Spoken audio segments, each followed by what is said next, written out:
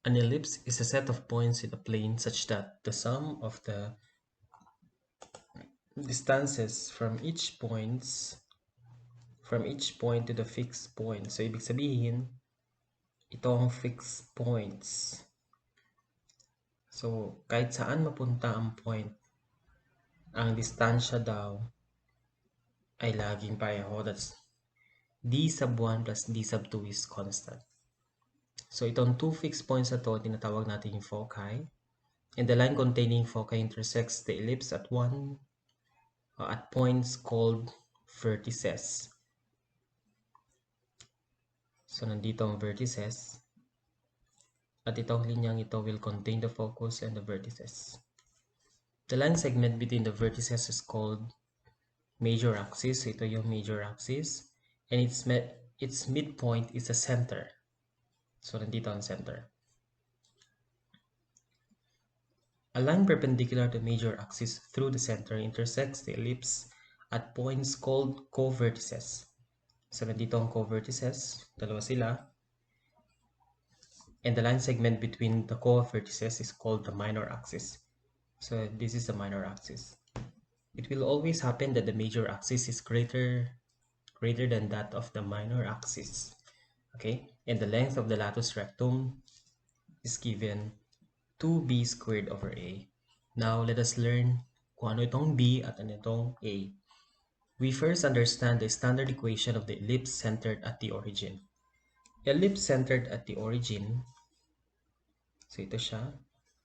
Ang focus ay c units ang layo mula sa center. Okay? Samantalang ang vertices ay a units ang layo nila from the center. And the co-vertices layo nila ay b units. So we have here the formulas. Siyempre, if we move to the left, we have negative a. And we move to the right, we have a. The same will happen with co-vertices, pero sa b naman siya nakafocus. Focus ay c. Pag papansinin natin ang standard equation centered at the origin, ang a squared ay laging mas malaki sa b squared and c squared. Siya ang pinakamahaba sa kanilang tatlo. So initially, we have a squared is equal to b squared plus c squared. And when we are finding for c squared, meron tayong formula a squared minus b squared. So ang tendency kapag So ang papansinin natin kapag nasa denominator ang a squared at ito ay x, ang unang-unang pwedeng mangyari, ang major axis ay horizontal. Okay? Now, ang haba ng major axis ay 2a. Dahil kung a ito, plus a magiging 2a. And the minor axis, 2b naman siya. That will always happen. Pero, ang major axis at minor axis equation ay posibleng magbago. Depende kung anong linya na major axis. The endpoints of lateral recta, or the plural form for latus rectum, we have negative c. Okay, so b squared over a, ang layo ng focus hanggang sa one of the endpoints of the latus rectum.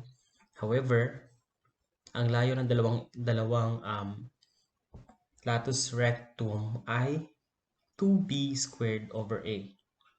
So kung b squared over a upward, b squared over a downward mula sa focus, add them, so meron kang 2b squared over a. Ang pagkuha sa area ng ellipse ay area is equal to pi ab. So makikita natin dito, no, kailangan muna nating alamin kung anong a at ano ang b, and then substitute. The perimeter of the ellipse, okay, or yung length of the ellipse or circumference of the ellipse is given pi times 3a plus b minus square root of 3a plus b times a plus 3b. Okay, so the directrices, so dalawa, naging negative ito kasi kung galing ka sa 0 and then you move, galing ka sa 0, 0 origin and you move to the left, at ang layo na pupuntahan mo is a squared over c, kaya ka nagkaroon ng negative because you're moving to the left. And when you move to the right, don't forget that you are adding horizontally. So 0 plus a squared over c is a squared over c. So let us have an example. Number 1. Graph and identify the properties of the ellipse with an equation x squared over 9 plus y squared over 4. So this is 9 at mas malaki siya sa 4. So always remember na ang a squared ay mas malaki sa b squared. And x squared, denominator niya ang 9. So ibig sabihin, horizontal ang major axis.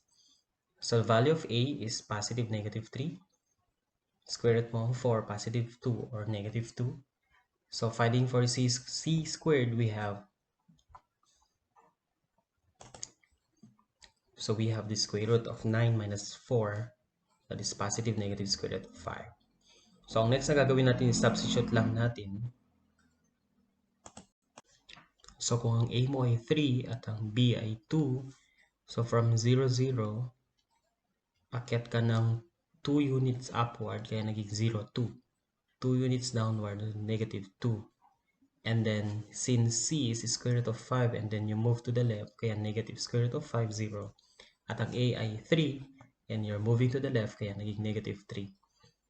When you move to the right, square root of 5 units, kaya positive square root of 5, 0. And then you move 3 units to the right again, kaya 3 ito, 0.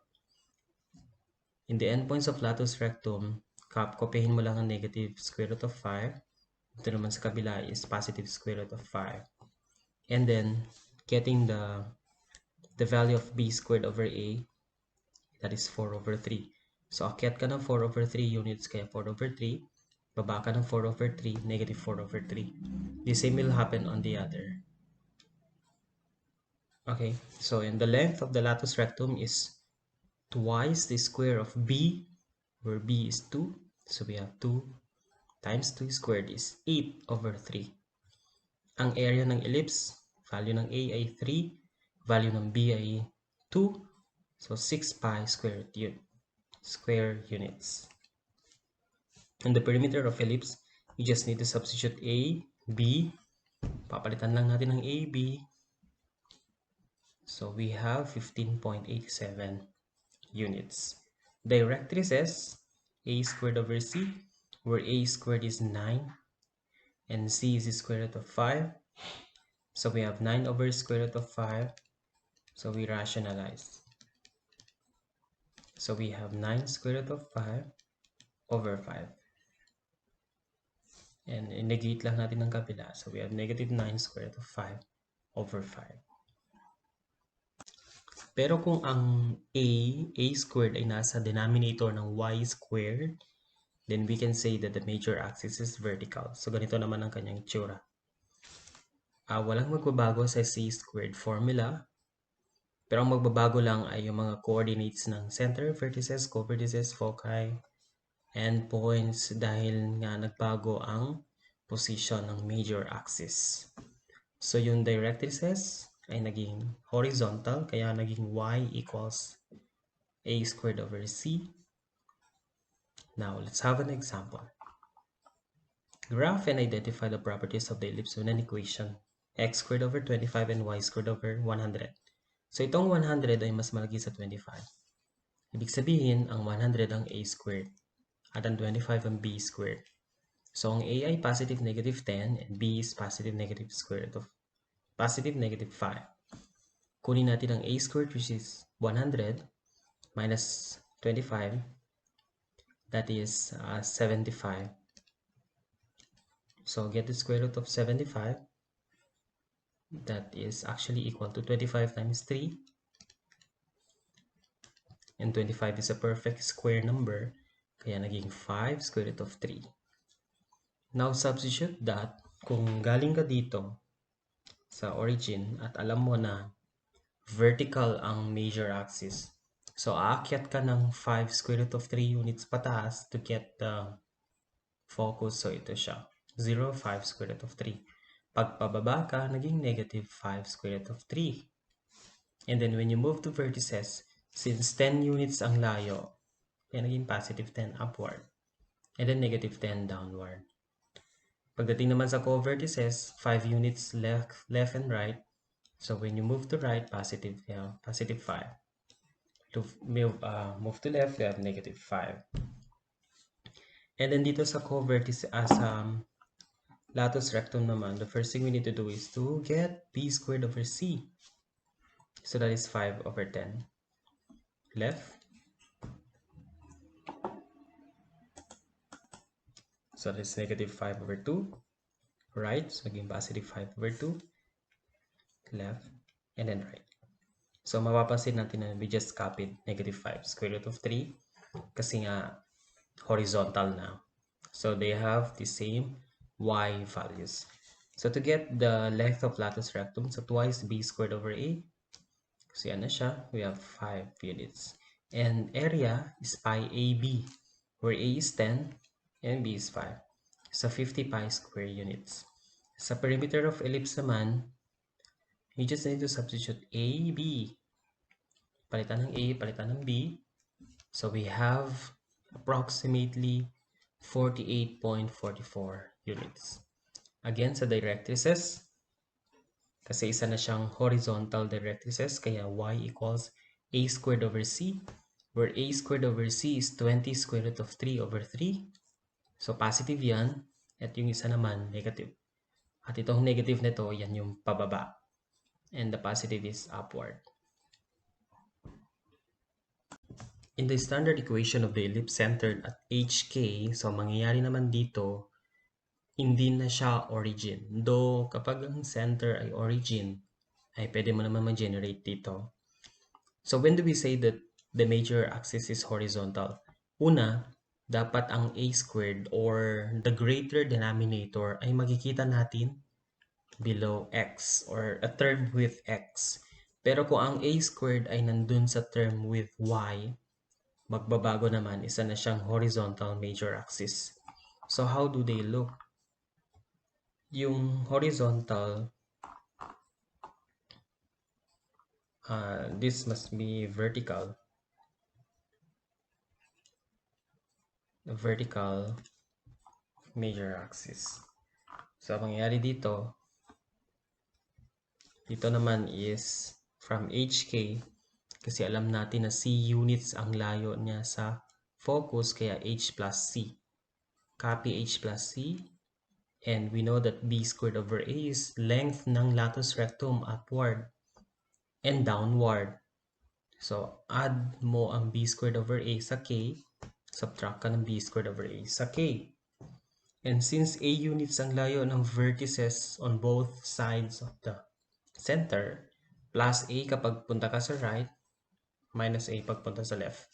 And do the same pagdating sa endpoints of latus rectum. Plus when upward, minus when downward. And A squared over C is the length o layo ng directrices sa center. So you do subtraction when you go to the left, you do addition when you go to the right. Pero kapag ang major axis ay vertical, syempre magbabago dito ay ang y coordinates. So naging k plus c kasi nga paakyat ka, so y coordinates. K minus c pag bababa, and that c is c units distant ng focus to the center. So you add b when you move to the left for co-vertices, subtract b when you move to the left, and add b when you move to the right. Okay, so ang tanging pagkakaiba niya sa horizontal axis ay yung pagpalit ng y. Sa y kasi, yung mga pagbabago. So, okay. So, walang nagbabago sa area. Ganun pa rin ang formula. So, let's have an example. Number 1. Ang unang-una niyong papansinin dito, denominator.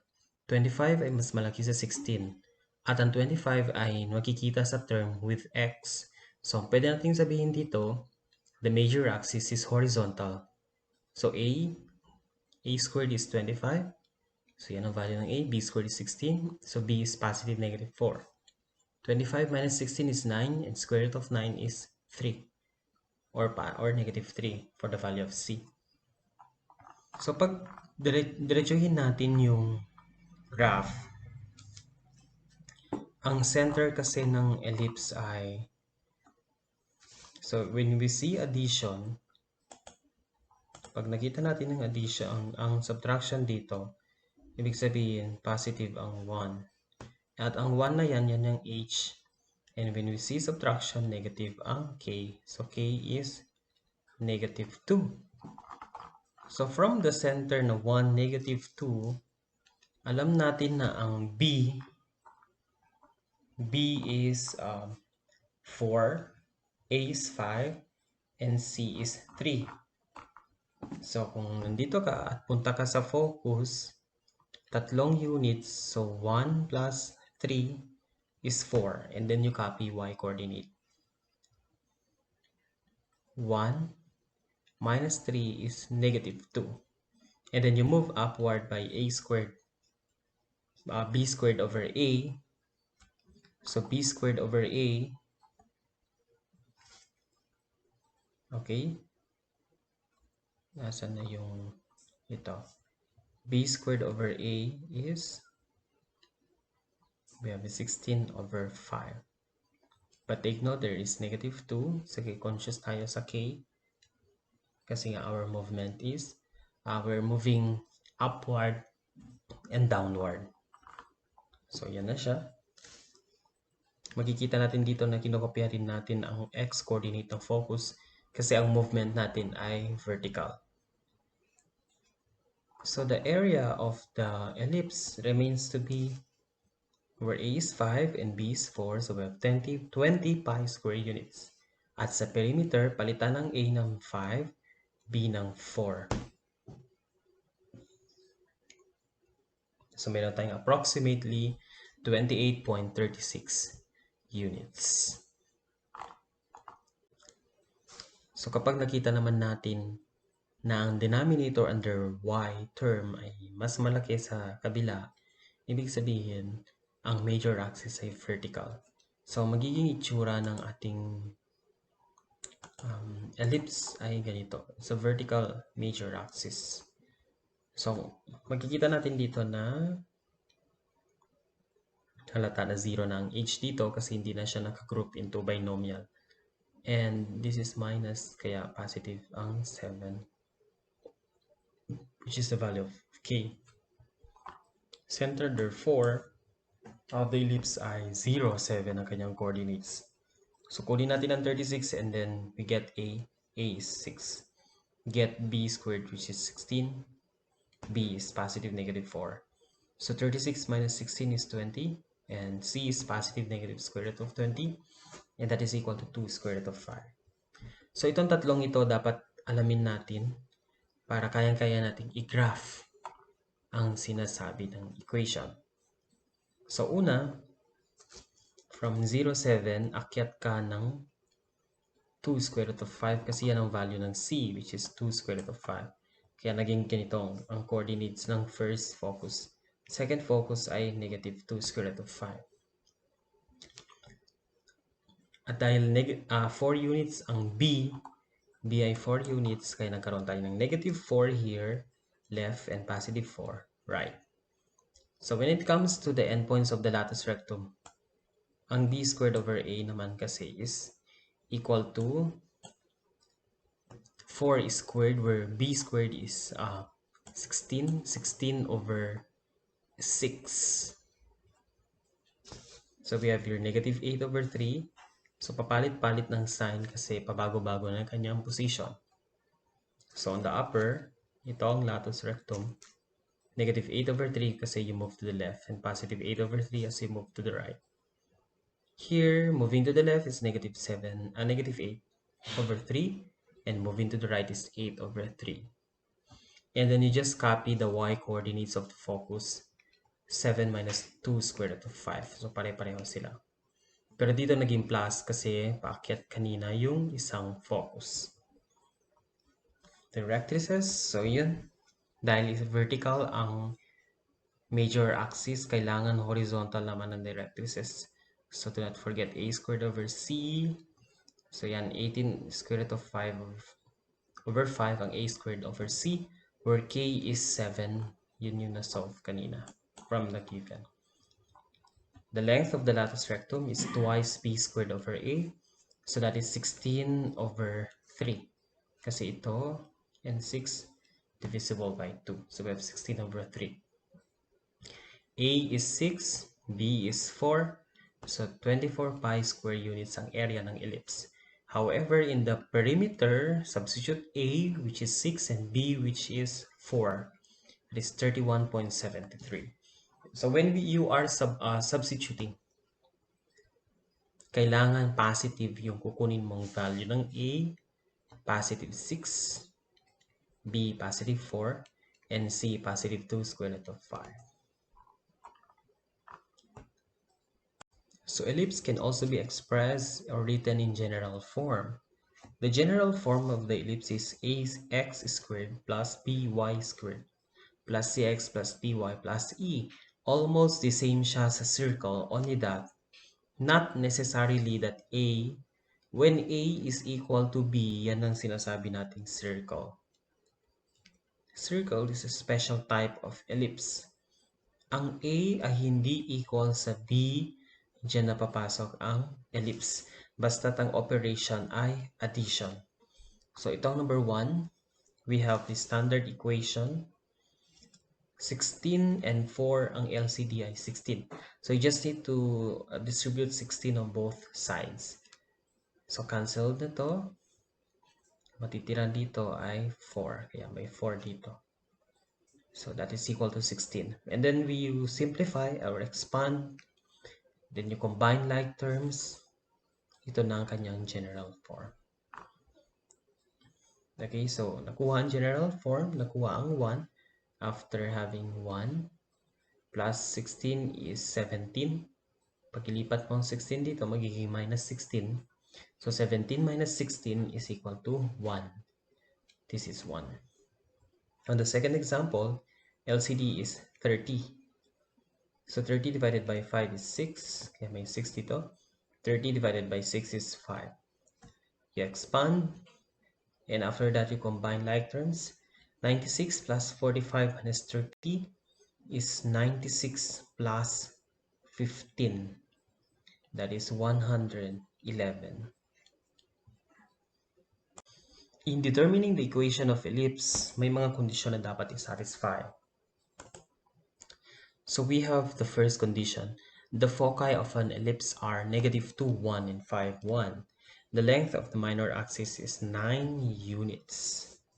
Length ng minor axis ay 9 units.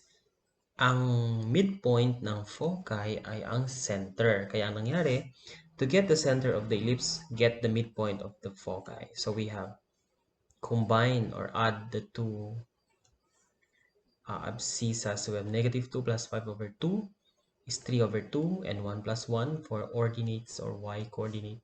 1 plus 1 is 2 divided by 2 is 1. At ang value ng c ay yung distansya between the center and the focus.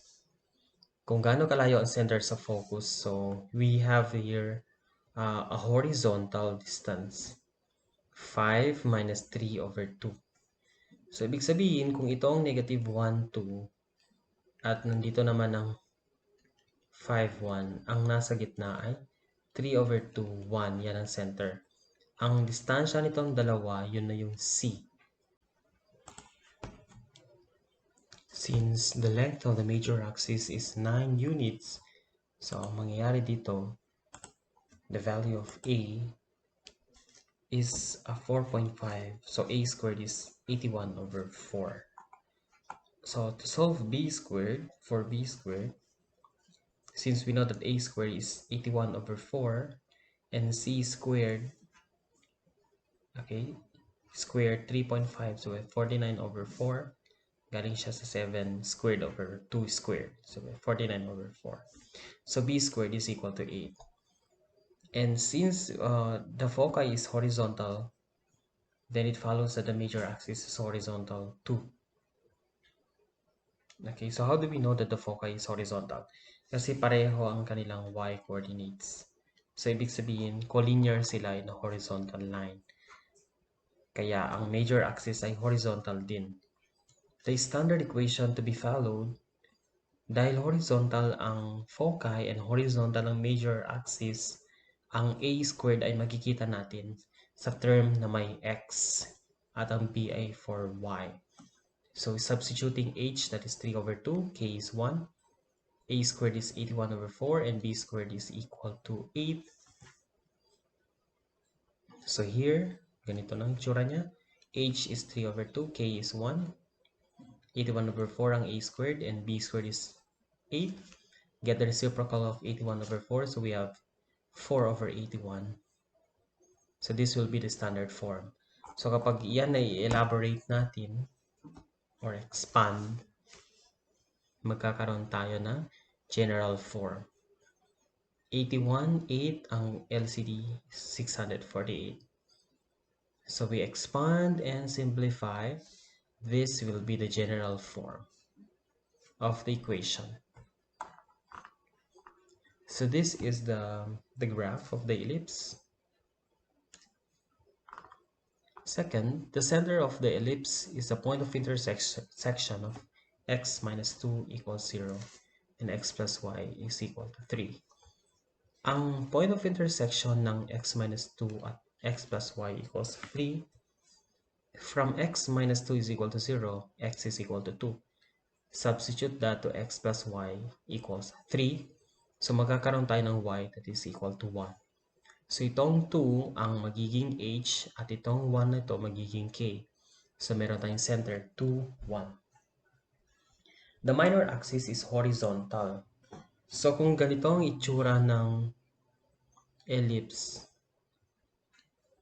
this way, horizontal ang minor axis. So ibig sabihin major axis is vertical.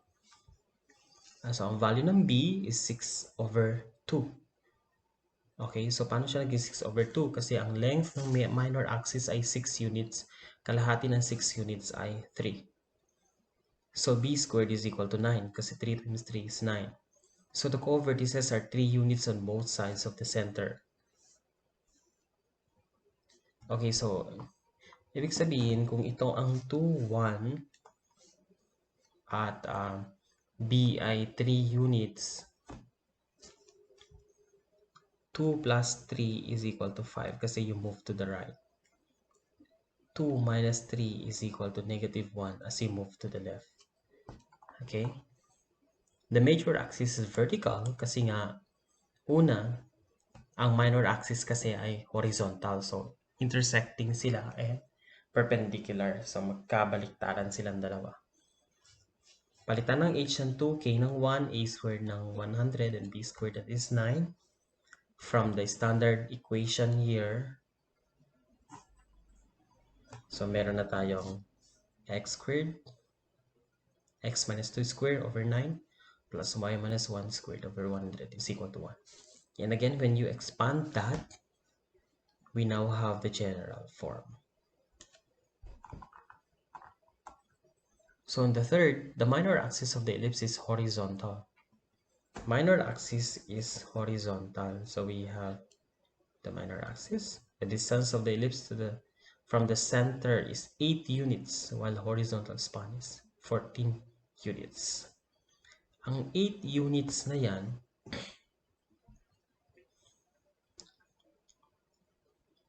ellipse from the center, while its horizontal span is 14 units. 8 units is half of the major axis. So dito center to vertex ay 8 units. Samantalang yung kabila naman co-vertices ang distansya ay 14 units. So ibig sabihin, ang a squared ay 8 squared which is 64. Ang b squared ay square ng 7 which is 79. At dahil sinabi natin na ang major axis ay vertical, okay, with the understanding and assumption that the center is the origin, kaya ito ang magiging model equation. Substituting b squared and a squared is 64, b squared 49. So ito na ang equation. At kapag i-expand mo yan, meron tayong general form. Ang ellipse has its center 6, negative 1, one vertex at 6, 6, and one co-vertex at 2, negative 1. So kapag titignan mo yan, on the first illustration, ang layo ni 6, 6 kay 6, negative 1 ay it is 7 units. Si 2, negative 1 to 6, 1, ang layo niya ay 4 units.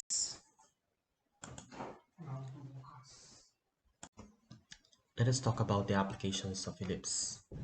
So, for as long as figures are elliptical in nature, then the properties of ellipse can be used. And one of them is the orbit of planets. So let's say, for example, the orbit of Saturn around the Sun can be modeled by an ellipse, with the Sun at one of the foci. The Sun is approximately 79.92 million kilometers from the center of the ellipse. The orbit is elliptical in nature, kaya ang Sun daw is being represented by focus. So at its closest, Saturn is approximately 1,347.26 million kilometers. So sa pinakamalapit na pwesto, so ito yun. Okay?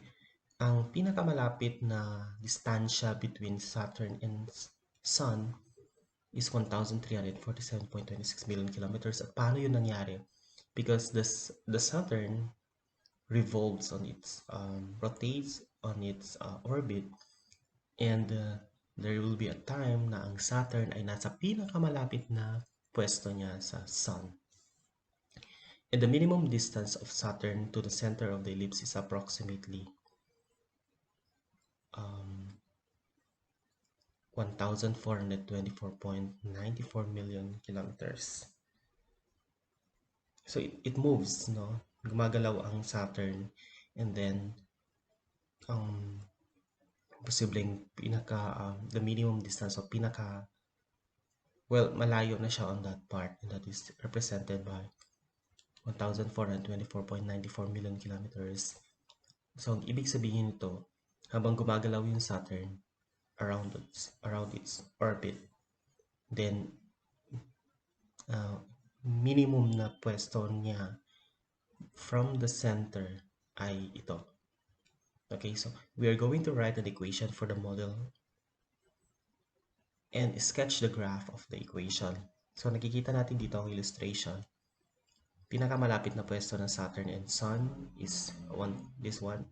And then Sun to the center is 79.92. At ang minimum na distansya, or the least distance of Sun to the center, is 1,424.94 million kilometers. So ang value ng B dito ay ang distansya ng Saturn to the center of the ellipse. Ito ang B. Ito yung minimum na distansya. Okay? So parang yung illustration dyan, at the same time. Kung ito ang center, this is the value of B, and this B is the minimum value. Tandaan natin na mas mahaba ang A kaysa B. Okay? So the value of B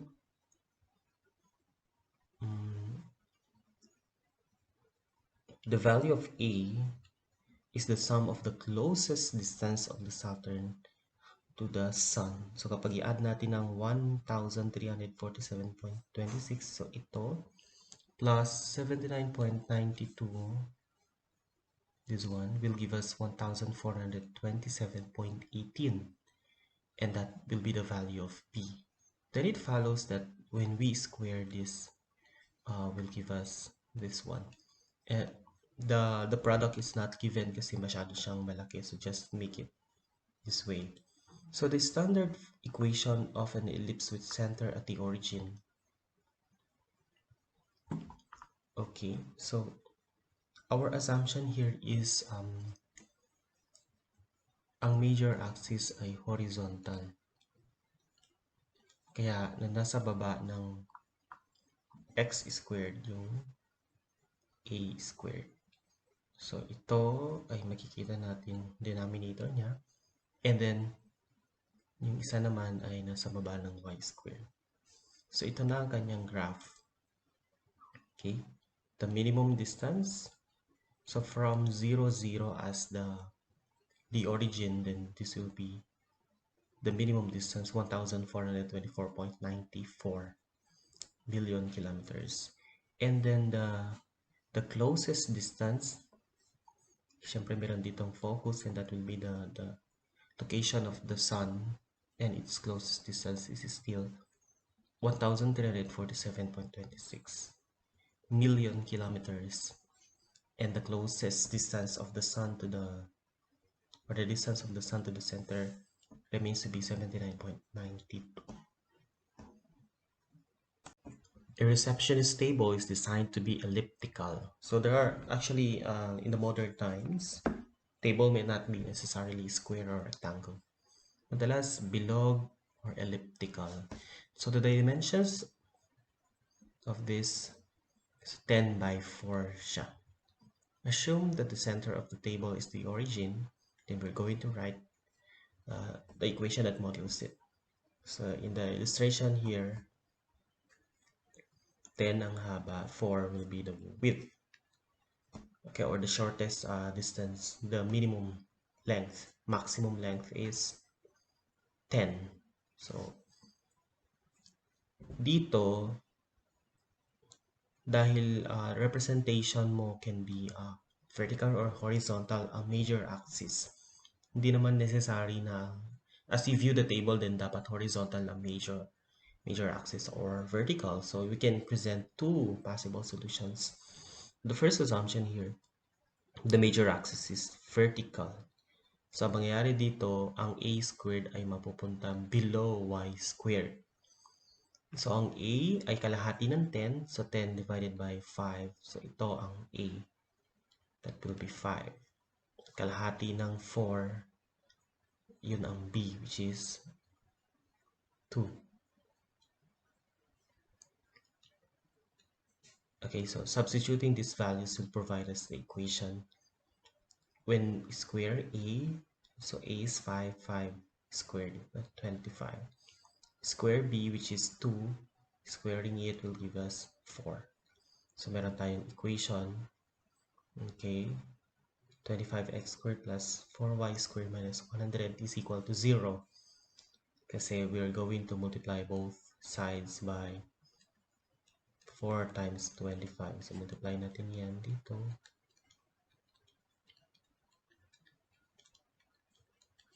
Kaya mangyari ito, cancel to. So matitira ay 25x squared. Ito naman cancelled, so ito mawawala. Then 4 will be shared here, kaya 4y squared. And 4 times 25 is 100. So dito 100 yan. Tapos pag ilipat mo will now be negative 100. Yan siya. The general form. So if the major axis is horizontal, the standard equation naman is mapupunta naman ng a squared below or on the term na may variable x. Okay, so a squared is 25. So yan na siya. And b squared is 4. And this will be the equation when the major axis is horizontal. So nagpalit lang sila ng pwesto ng 4 here. Okay, 4 and 25. Palit sila ng pwesto here. Kasi dito, 25x squared yan. Ngayon dito naman is 4x squared. This special property kasi ng ellipse ay may kakayahan siyang mag-bounce ng sound. When you're staying on one of the foci, so kung focus to focus, ang sound ay kayang mag-bounce dun sa location ng isa pang focus. So, the Museum of Science and Industry in Chicago has a whispering gallery. Okay, so semi-elliptical ang itsura nung museum na yan. So when a visitor stands at one of the foci of the ellipse, the sound from the focus reflects directly to a person standing at the other focus. So ang ellipse ay may dimension na 13.5 feet by 40.6 feet. So yan yung museum. We're going to write the equation that models the shape of the gallery and then determine the distance between the person standing at the foci. So in this case, kapag sinabi natin semi-elliptical, ang major axis ay laging horizontal. That will be a horizontal major axis. Now to model the equation of the museum, then kaya nga dito ilalagay natin ang a squared on the term with x. So the minimum, or here, ang 13.5 will now be representing B. And A, hatiin natin ng 40.6. It will now be 20.3. So dito hanggang sa dito ay 20.3 feet. And that will represent A. So when we square A, that is 20.3, okay, squaring B, 13.5 squared, and equate it to 1. So ang LCD, kapag multiply natin ito at 13.5 squared, ay 75,103.4025. So mangyari dyan, multiply that on both sides. So meron na tayong standard equation 182.25x squared plus 412.09y squared minus 75,103.4025. And since kaya nating i-rewrite ang 20.3 into fractions, ito siya, 13.5 squared into fraction, and the product can also be written into fraction, which is 29,717 over 50. Then pwede natin i-rewrite ang na-solve natin kanina into this. Okay, pinalitan natin ng 182.25 ng 729 over 4 and 412.09 into its corresponding fraction form. Okay, so when you are solving, you can have the fraction or the decimal form of it. Ngayon, ang distansya between the person standing at the foci is equal to 2c. Dahil c ito ang haba hanggang sa center at c din ito. So c plus c is 2c. Ang kukunin lang natin, pwede natin i-solve ang c squared kasi alam naman na natin ang a squared and b squared. Is actually, a squared is actually the square of 20.3 and b squared is square of 13.5. Get the square root of that and we just square root of the difference of a squared and b squared. Okay? At i-consider lang natin ang positive. 15.16 feet. Yan ang value ng c. At dahil 2c ang layo nila sa isa't isa, then twice the value, 15.16, will give us 30.32 feet. So yan ang layo ng dalawang tao kapag sila ay nakatayo sa mismong focus. A bridge is supported by an arch in the shape of semi-ellipse. So ito siya.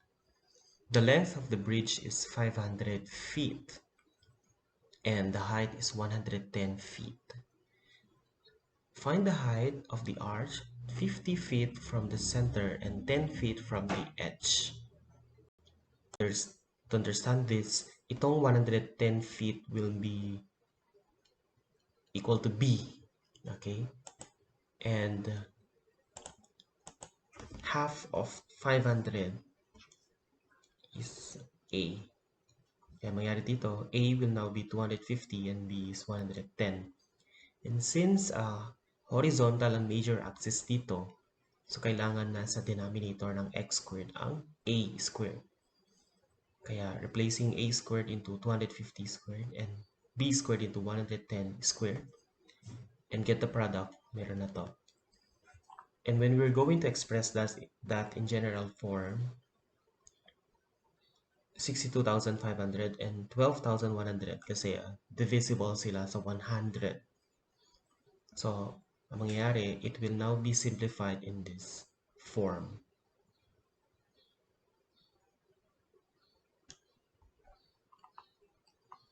So, after getting the general equation, dito na ang general equation, dito na ang gagamitin natin to solve for the given or as. Ang ibig sabihin ng height o ang taas ng arch, 50 feet from the center. So, kung nanggaling ka sa center at gagalaw ka 50 feet, so yan siya. So, dito, yung representation. At in our assumption, the origin ang magiging center. So, ang coordinates nito ay 50, 0. Pareho lang siya kapag nag-move ka naman sa left, kaso ang coordinates magbabago. Negative 50, 0. Do pareho lang silang tig 50 feet movement.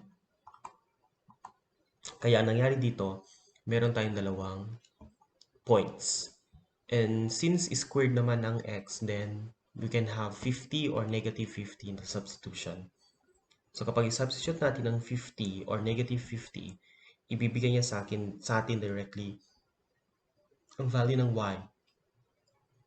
Okay, so substituting 50. Okay, and then lipat natin ang product of 121 and 50 squared.